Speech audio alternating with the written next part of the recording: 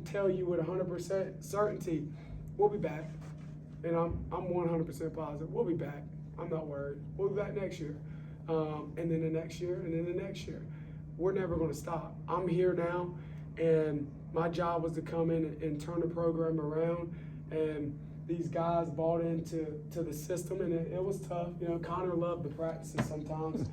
But when we get out there and you pour your heart into it, and then it just doesn't go your way, you know, sometimes that's how the cookie crumbles.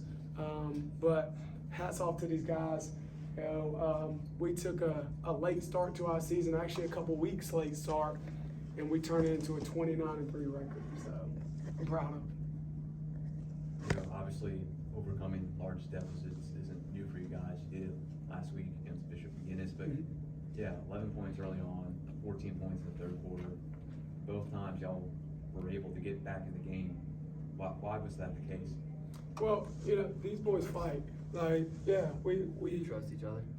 100%. You know, these boys are family. You know, like when we leave here, and that's really the only reason why you're seeing tears. It's not the fact that we lost, because we understand somebody's going to lose and somebody's going to win that ball game. You know, the fact is you lose some brothers. You know, I brought all my seniors except for Timothy. He's a sophomore, but everybody else up here are seniors. You know, this was their one last hoorah. And you know, to have this group of guys and for what they've done for our community and for what they continue to do. And like you said, we were down by 21 at Bishop McGinnis. We were counted out by halftime. And my conversation with the boys coming into it was like, hey, we got two options. We go out there, we roll over. Or we come out there and we make history and we do something that no one else has ever done before, and we win this ball game. All we got to do is win each quarter by 15 points. That's it. And they did it. So, like I said, hats off to them. I mean, I love these guys. You know, it's probably the best team I've ever coached.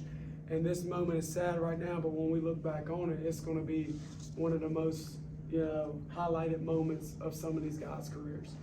What can you say about the performance that Devontae had out there today? Let's let Devontae answer that. What did Devontae, just what, you know, obviously not the way that you wanted this to end, but just what did it mean to you to be able to put up such a show on, you know, this stage? It meant a lot because I really didn't want to lose. That's why I was playing as hard as I could. The point was get out here, get a lead. We try to get the lead, come back as a team, but we didn't get it, but it's all right. I'm glad we got here. For the players, I mean, Coach said, like, obviously the start of the game was less than ideal, a lot of turnovers. What do y'all remember, I guess, about the first 3 minutes or so? Because, you know, the turnovers ended up being even. I think it was 22 apiece, but y'all had 9, I think, in the first 4 minutes or so. What was tough about that opening stretch, and then how were you guys able to calm down? I think when we first went out there, we tried to do like just man-to-man and play selfish ball. Try to score, get your points up, but throughout the game we started playing as a team and we brought us back, but not all the way back. You know,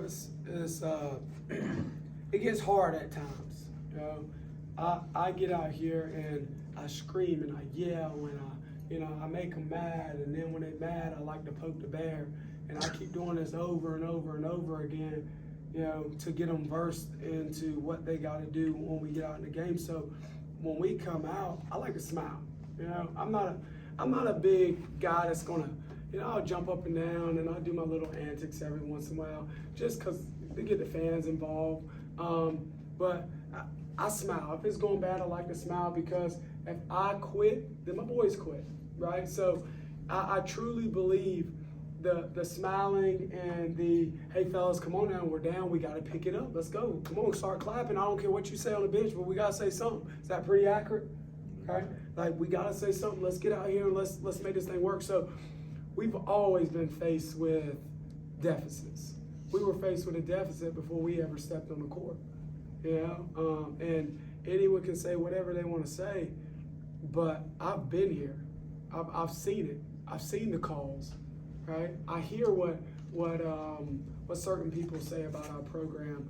I hear what certain people say about our guys, thinking we're thugs and thinking, you know, thinking my boys are uneducated. I hear all of this stuff, And my message, to be honest, to everyone else is, where are you at? We're here. Like, we're here and we're going to get here again. So these boys, when they get out there, I'll be as cocky as I have to be because I understand what I bring to the game of basketball, and I understand what they bring to the game of basketball. And today was about just having fun. Get out there and just let these boys enjoy the moment. They've been doing this and playing this way the entire year, and they've been aggressive. And today we just had a couple shots not fall. We turned the ball over early, and I think we'll reflect back on that and we'll be fine. We'll be back in the gym working with Devontae, working with Pierce, working with Timmy, working with this knucklehead right here, super golfer. So to take a team that is a football school and then you make it to the state championship, I mean, I don't know what else you'd say. Not a football school. We ain't a football school no more, I can tell you that. Yeah. Coach, you had a front seat for not just today, but what Devontae's done all year. Oh, absolutely. You obviously, you know what it takes to play at the next level, and I think everyone in here saw that he has that too. What is it about him that what's kind of your pitch for him as a player beyond this level, and just as a high schooler also?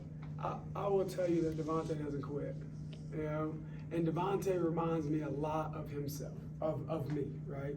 Like when I played basketball at Greensboro Day and when I had all these people, I played just like that.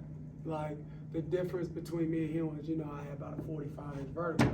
We ain't gonna talk about that, but no, he's a smarter player than what I was. He's a more aggressive player than what I was, and to be honest, he's a more confident player than what I was. So my take on Devontae is going to be, hey, we got to get back in the lab and we got to fine-tune that left hand. We got to make sure you can go both ways. We got to make sure that you're consistent from the three ball. We got to make sure that you keep that tenacity and you never lose it. But everything else, he should be playing in college. Like Devontae Brooks, after today, there is nobody that can deny. Let's see. All right, so he 34 points. 34 points with 19 rebounds. Right? 34 points with 19 rebounds. There is not one person on this sheet that's touching that. Nobody close, right? You got Ellis, number 10, with 19 rebounds, 14 points. He ain't got 34 of them bad boys. So, no knock on them, but I'll take him.